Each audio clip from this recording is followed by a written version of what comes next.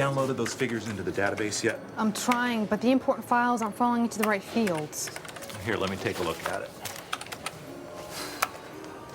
No, here's your problem. You need to define the limits of the fields. Otherwise, the information gets all jumbled up together. All you need to do is separate them like this. See?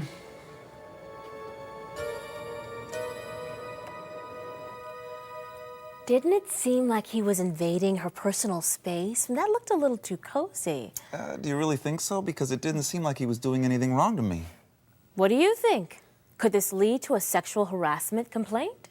In this program, we're going to take a look at scenes like the one we just watched and try to determine if any kind of sexual harassment is taking place. We've designed this program to look a little closer at the gray areas, those fine lines that often get crossed and create grounds for a legitimate sexual harassment complaint.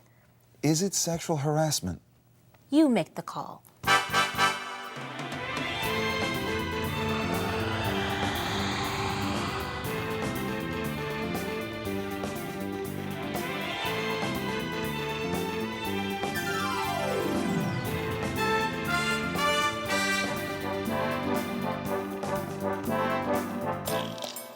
Sexual harassment. It's one of the most controversial and least understood issues in today's working environment. But it's a reality that continues to plague our society.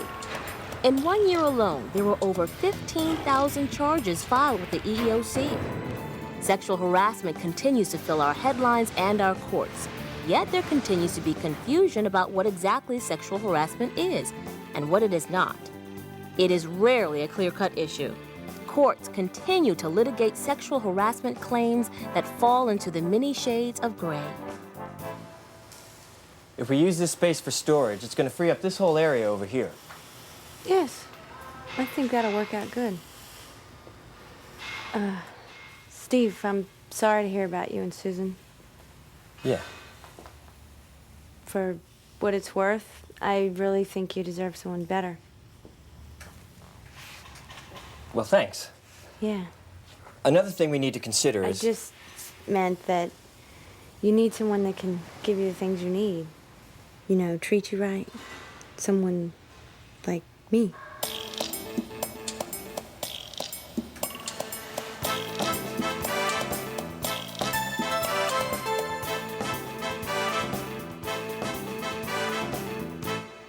Now, from my perspective, that was not sexual harassment.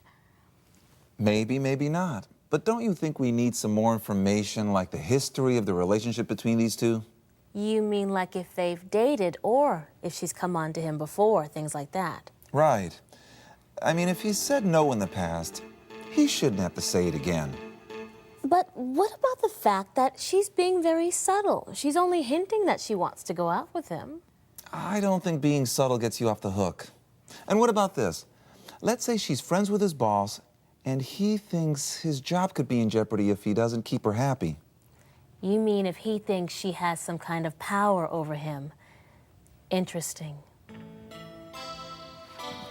Most people believe that sexual harassment is about sex. In reality, sexual harassment is about power, or the abuse of power.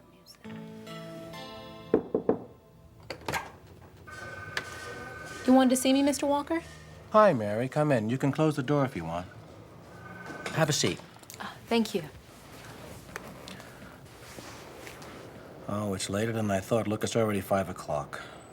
Do you need to go, or do you have a few minutes? No, I'm fine. Great. First of all, I want to tell you that everyone was very impressed with the work you did on that Harrison project, including me. Well, thank you. Secondly, I have a management position that's about to open up. That, well, quite frankly, I think you would be a perfect candidate for it, and I was wondering if you might be interested. Mr. Walker, It's Jim. Yes, Jim. I would be very interested. I tell you what, why don't you and I go out to dinner and talk about the details?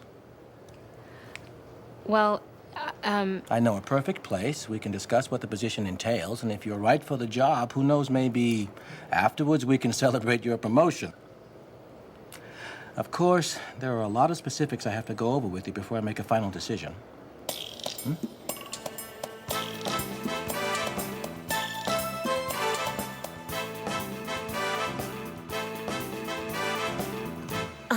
I don't know about this one. Yeah. He's in dangerous territory here. He's her boss, and he seems to be implying that her promotion depends on having dinner with him. Once again, it's subtle, but if he's implying a you do this for me and I'll do that for you kind of arrangement, then that's quid pro quo harassment, and she could file a complaint. Quid pro quo applies anytime a supervisor or someone with authority offers or withholds work-related benefits in exchange for sexually related favors. However, there doesn't need to be a blatant sex for favors type of exchange for the behavior to be considered quid pro quo sexual harassment.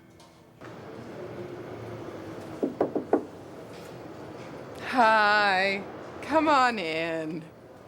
I need to go over these orders with you before I phone them in. Sure. Have a seat. I just want to say how glad I am they chose you for this job. We've been needing help in here a long time now. Thanks. I'll do my best. Oh, I'm sure you'll do just great. Excuse me, I just need to grab a file real quick.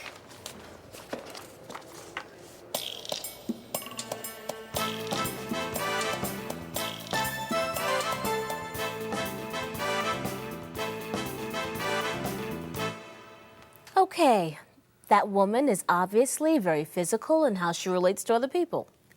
Yeah, and I know a lot of people who are huggers. Right. They're friendly, they're outgoing, but there's nothing sexual in the way they relate to people. Still, it doesn't matter. The behavior made the woman's coworker uncomfortable, and that's what we have to focus on. Yeah, you're right. And sexual harassment cases are generally based on the victim's perceptions of what happened rather than on the intentions of the person accused. It also doesn't matter that it's not between a man and a woman. Sexual harassment can occur between two women, or two men for that matter. Overall, it's probably safer to have a general hands-off policy in the workplace. What one person thinks is an innocent pat or a hug could be perceived as unwelcome touching. In cases of sexual harassment, it is the perception of the victim or the accuser that takes precedence in a court of law over the intentions of the person accused. The courts have to determine if the perceptions of the victim are reasonable. This is often referred to as the reasonable woman or reasonable person standard. Even when an employee's or supervisor's intentions are totally innocent, the possibility exists that his or her actions could be reasonably perceived as sexual harassment. So what have you got planned this weekend? Oh, a group of us. We're going to the beach if you want to join us. Oh, yeah? Yeah. Hey, Angela. Hey, guys. Did I hear you say you were going to the beach? Yeah, a bunch of us are going on Saturday. You want to come? No, I went last week with my sister and her two kids. We had so much fun. Not me. What do you mean? I wasn't there to see you in your bathing suit. You guys have a real nice day. What? I was just kidding. What?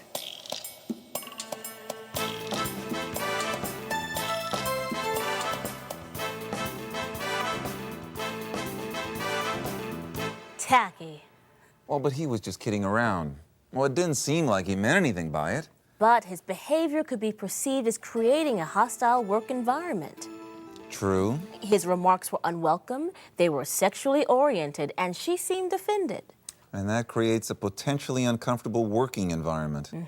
Of course, an isolated incident like this doesn't necessarily mean that a hostile environment has been created. But if it's repeated, or if that one incident is severe enough, there could be a problem. Hostile environment sexual harassment is any sexually oriented and unwelcome behavior that causes psychological discomfort and interferes with an employee's ability to carry out his or her job responsibilities.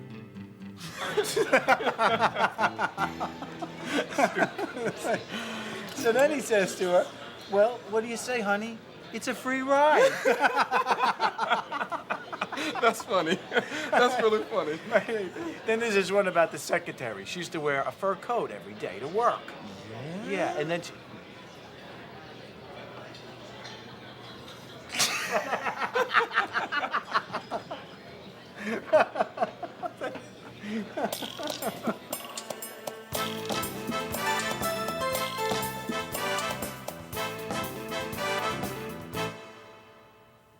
Obviously, these guys weren't trying to harass him. but they should have been more aware of their surroundings. He's clearly uncomfortable with their jokes. While it's good to have a sense of humor, we need to be cautious and respectful of other people. Inappropriate humor, especially sexually explicit jokes or comments, can cause a lot of problems. While humor can have a positive effect on our working relationships, inappropriate humor can be dangerous and destructive. It's important to exercise good judgment. Or we could alternate the new entries to make the changes more legible. Good idea. Hey, you! Well, hey, yourself. Hi, Monica. Hello. What's up? Nothing much. I had to drop a PO off to Eleanor, so I thought I'd stick my head in and say hi. Hi. Hey. Oh, I gotta get back. Oh, it's good seeing you. Bye. Is he always that affectionate with people? Oh, don't worry about him. He's harmless.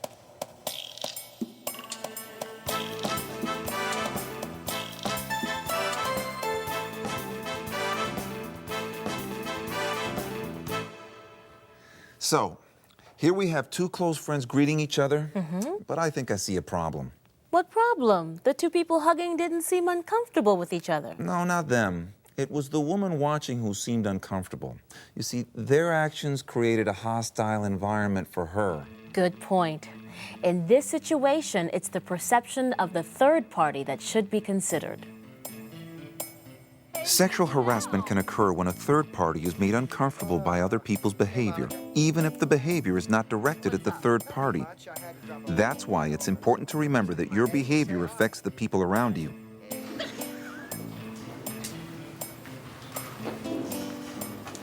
Hello? Hello. Again? Hello. Can I help you? Well, you definitely could, but that would have to wait until you get off work. In the meantime, would you buzz Mr. Alberts and tell him Wayne Everett's here, got a 2 o'clock appointment? Yes, sir. Mr. Everett's here for your 2 o'clock appointment. Thank you. He'll be with you in just a moment. You can have a seat if you'd like. Thank you. You know, you get prettier every time I see you. You look really great. Are you working out? Wayne, good to see you. Hey, Bob, how's it going? Good, good. Well, why don't you come on back to my office? Bob, I don't know how you do it. If I had a secretary this good looking, I mean, I could not get any work done. Mr. Albertson, may I have a word with you, please? Sure, sure. Wayne, why don't you head on back? I'll be there in 1 second. Yeah, what is it? That's the guy. You know, with the phone calls and the messages. You don't have to worry about him.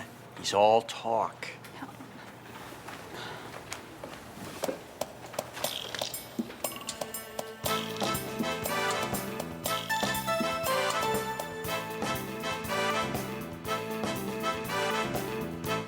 What's wrong with this manager? I mean, doesn't he see that there's a problem? I know. His lack of concern is scary.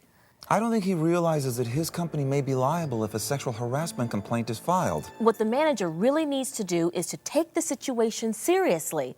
He needs to document the incident and take steps to end the harassment. Yeah, he needs to know that it's sexual harassment, regardless of whether the offender works for the company or not.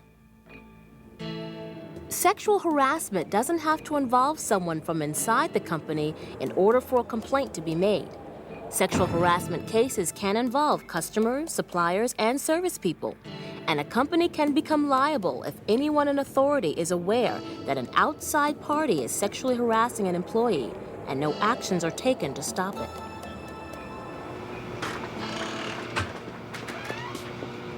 That's a great outfit, Rebecca. Thanks.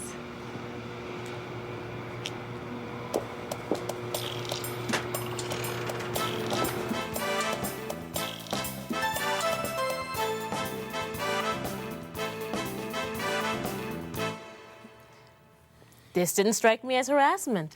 I think we agree.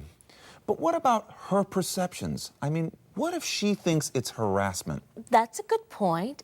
But let's go back to the reasonable person standard. It exists to protect both sides. Basically, it asks the question, would a reasonable person find this behavior to be sexual harassment? Well, you know, in this scenario, I think any reasonable person would say, it's clear, he wasn't harassing her. But you know, I think there's one other thing we haven't talked about. What's that? Handling harassment once it's happened. If someone thinks they're being harassed, they should speak up and explain that they're uncomfortable with the behavior and ask that it stop. And if it doesn't stop, the incident should be reported to a manager or someone in the Human Resources Department. Recent Supreme Court rulings have reinforced the importance of having anti-harassment policies and a clearly communicated grievance procedure. And it's the responsibility of all employees to follow these policies and procedures. Sexual harassment does not have to be a part of the workplace. Heightened awareness, sensitivity to the perceptions of others, and mutual respect can be a safeguard to help you and your organization create a pleasant working environment for everyone.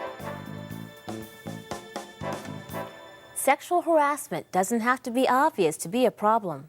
In fact, most occurrences are extremely subtle.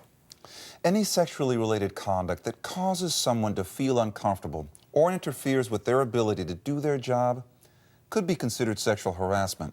Be aware and be smart. Here are some other suggestions.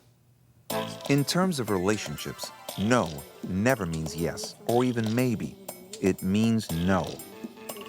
It's also important to remember that the victim's perception carries more weight in a court of law than the intentions of the accused.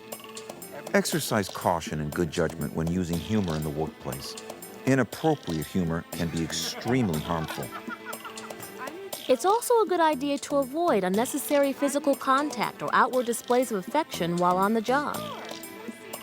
And even if both employees are comfortable with outward displays of affection, keep in mind that a third party may be offended at such displays. Organizations can be held responsible for sexual harassment charges if they fail to take action after an employee has made a supervisor or other authority aware of a harassment problem. It's important to document all cases, even if the offending party is not an employee of the company. Taking responsibility for eliminating sexual harassment begins with you. You make the call on behaviors that keep your work environment positive and productive for everyone.